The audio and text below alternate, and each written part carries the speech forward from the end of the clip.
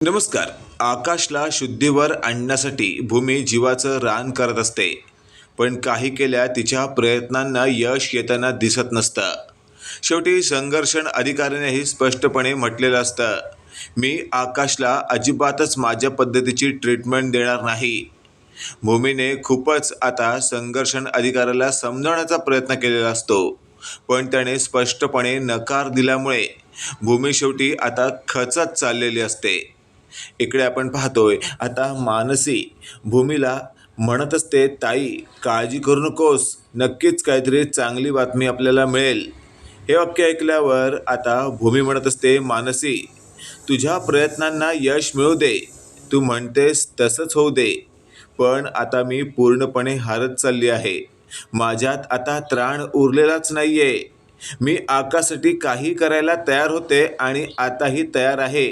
पण सांग ना, काहीतरी एक लिमिट असते की नाही? त्यावर आता मानसी म्हणत असते, हो ताई हो, पण तुला काळजी करायची गरज नाही आहे, काहीतरी चांगलं होईल. आणि अशातच आपण पाहतोय आता थेट फायनली आता मानसीने संघर्षण अधिकारीला फोन केलेला असतो आणि त्याला सगळी सिच्युएशन काय आहे ती समजावून सांगण्याचा प्रयत्न केलेला असतो. त्यावर मानसीला स्पष्टपणे फोनवर संघर्षण अधिकाऱ्याने असं झापलेलं असतं की मानसी चांगलीच गार होते. ती म्हणत असते, ताई अगदी बरोबर बोलत होतीस तू. हा डॉक्टर तर खूपच माजोरडा आहे. याला स्वतःच्या कर्तव्याबद्दल अजिबात जाणीव नाही आहे. याने डॉक्टरकी कशाला केली देव जाणे. आणि अशातच आता मानसी म्हणत असते, ताई शेवटचा पर्याय, जर आपल्याला संघर्षण अधिकारी ते आकाशची ट्रीटमेंट करायला तयार नसतील ना, तर आपल्याला परदेशातून डॉक्टर आणावा लागेल. मग शेवटी भूमीने ठरवल्याप्रमाणे परदेशातून एक डॉक्टर मागवलेला असतो आणि त्याची फी खूपच जास्त असते. आता आकाशच्या कंपनीमधूनच त्याची फी पेड केली जाते. आता हे रागिणीला पटलेलं नसतं. रागिणी म्हणत असते, भूमी अशाने आपल्या हातातील सगळा पैसा वाया जाईल. त्यावर आता थेट रागिणीला ठणकावत भूमी म्हणत असते, काही डोकं बिकं ठिकावणार आहे का तुमचं? काय बोलताय तुम्ही? हे जे काही आहे ना ते माझ्या आकाशचं आहे, तुमचं नाही आहे. त्यामुळे तुम्ही कोणत्याच पैशाच्या व्यवहाराला हात लावण्याचा विचार देखील मनात आणू नका. त्यावर आता रागिणीला थेट भूमीने असं ठणकावल्यामुळे रागिणी मनातल्या मनात बोलत असते, म्हणजे आकाश हा जर जिवंत राहिला तर मात्र मला एका फुटी कवडीलाही हात लावता येणार नाही. या आकाशला कायमस्वरूपी खपवलंच पाहिजे. आणि तेवढ्यात आता हॉस्पिटलमध्ये निघालेल्या भूमीला शेवटी रागिणी म्हणत असते, ठीक आहे, तू काही काळजी करू नकोस, मी आहे तुझ्याबरोबर, मी आत्ता येते तुझ्याबरोबर.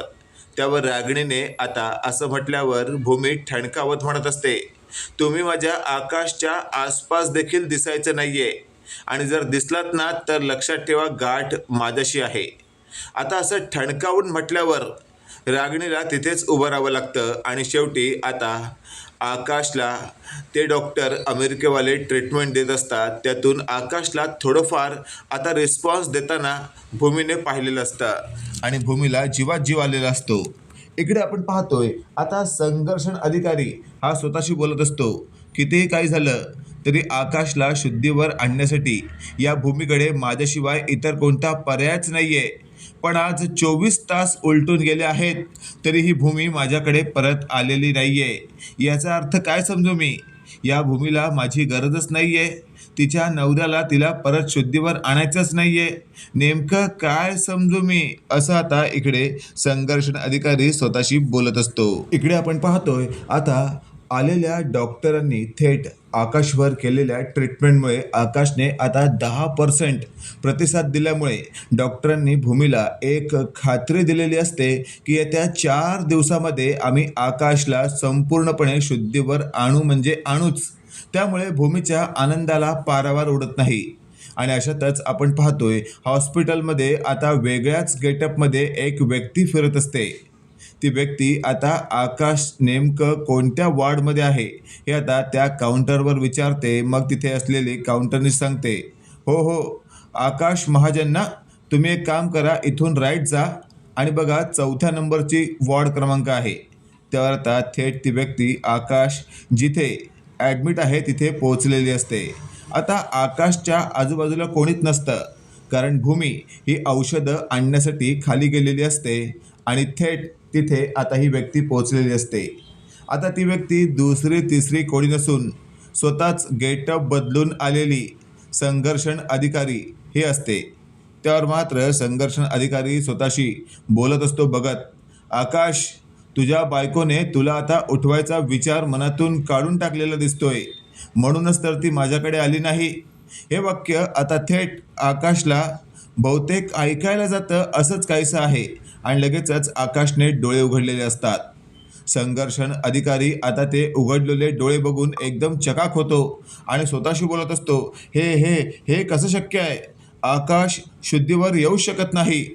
या आकाशला शुद्धीवर कोणी आणलं? आणि तेवढ्यात आपण पाहतोय पाठमोऱ्या असलेल्या या संघर्षण अधिकाऱ्याच्या मागे भूमी आलेली असते आणि भूमीला वाटत असतं की हा एक कोणता तरी डॉक्टर आहे. आणि लगेचच भूमी म्हणत असते, एक्सक्यूज मी, कोण आहात आपण? त्यावर लगेचच आता संघर्षण अधिकारी वेगळ्याच वेटअपमध्ये आलेला असतो. तो म्हणत असतो, मी मी मी डॉक्टर आहे. असं बोलून आता संघर्षण अधिकारीने वेळ मारून नेण्याचा प्रयत्न केलेला असतो, पण त्याच दरम्यान त्याची चिपकवलेली मिशी पडते आणि भूमीने लगेचच आता त्या व्यक्तीला धरत त्याचा मास्क खेचून काढलेला असतो. आता भूमीला दिसलेलं असतं की हा तर संघर्षण अधिकारी आहे आणि लगेचच भूमी बोलू लागते, तुम्ही तुम्ही अशा गेटअपमध्ये इथपर्यंत आलात? नेमकं याचा काय अर्थ घ्यायचा मी?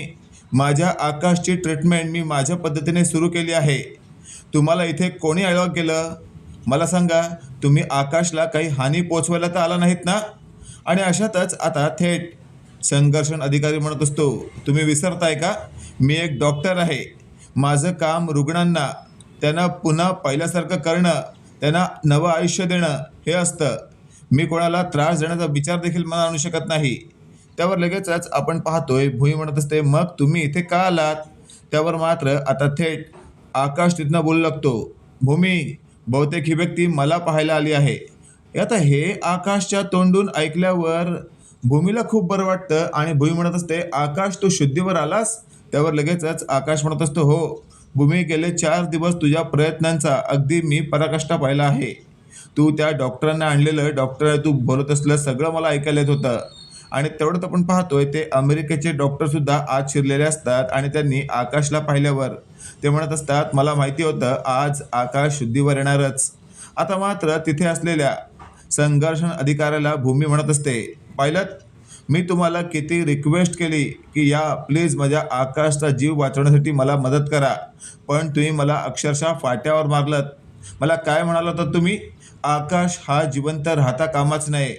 आणि आता मात्र तुम्ही माझ्या आकाशला जिवंत पाहताय, हो ना? कसं वाटतंय तुम्हाला?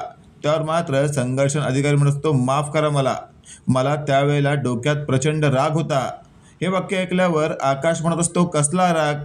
त्यावर आता अमेरिकेचे डॉक्टर भूमीला इशाऱ्याने म्हणत असतात, आता असं याला काही सांगू नका ज्याने परत हा कोमात जाऊ शकतो त्रास होऊन. त्यावर लगेचच आता भूमी म्हणत असते, आकाश काही नाही रे, ते वेगळं आहे, मी नंतर सांगेन तुला. आणि लगेचच आता भूमीने संघर्षण अधिकाऱ्याचा हात धरत त्याला बाहेर आणलेलं असतं आणि ती बोलू लागते, तुम्ही ना डॉक्टर व्हायच्या लायकीचेच नाही आहात. तुम्ही एका पेशंटची जी काही अवस्था आहे ती पाहता तुम्ही लगेचच तयार होऊन त्याच्या ट्रीटमेंटसाठी सुरू व्हायला पाहिजे होतं, पण तुम्ही तसं न करता स्वतःचा इगो मध्ये आणत शेवटी त्या पेशंटला लाथाडलं तुम्ही. तुम्हाला डॉक्टरकी देणाऱ्याला पण खरंच अक्षरशः पुन्हा एकदा विचार करावा लागेल, असं तसं भूमीने आता संघर्ष अधिकाऱ्याला सुनावलेलं असतं. मित्रांनो, तुम्हाला भूमीचं योग्य वाटतंय का? कमेंट करून नक्की कळवा आणि असेच नवनवीन अपडेट पाहण्यासाठी व्हिडिओला लाईक आणि चॅनलला नक्की सबस्क्राईब करा. धन्यवाद.